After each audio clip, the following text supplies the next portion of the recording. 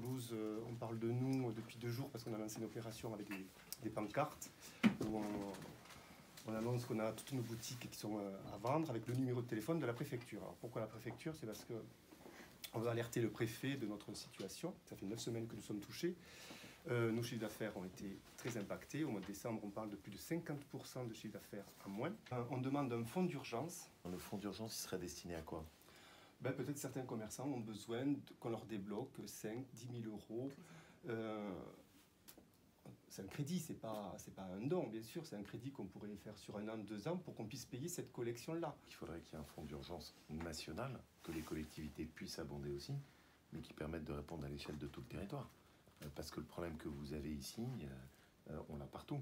Un étalement, ça ne suffit pas. Ça ne suffit pas, c'est de l'argent que l'on doit quand même. L'entrée d'argent ne s'est pas faite et ne se fera pas dans les prochaines semaines.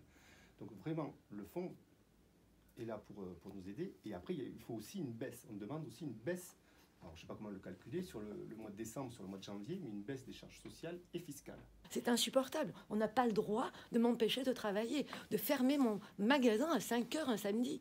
Vous, que proposez-vous? Enfin, à votre niveau. Moi, ce que je pense, il y a 2 choses. D'abord, la première, il faut ramener l'ordre.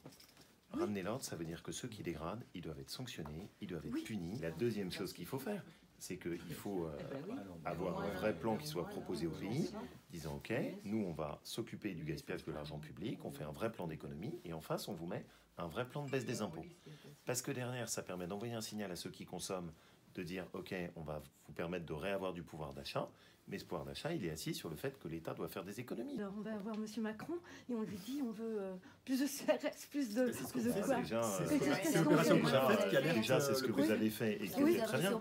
Et bon courage pour le voir, hein, parce que quand il voyage dans une bulle, enfermé dans ses gymnases avec des entrées sur le volet, c'est pas vous avec lesquels il va discuter. Ce qui est quand même le problème aussi. C'est-à-dire à un moment, ce serait bien qu'il puisse venir ici et qu'il comprenne ce que c'est que la réalité de ce qui se passe aujourd'hui pour les commerçants.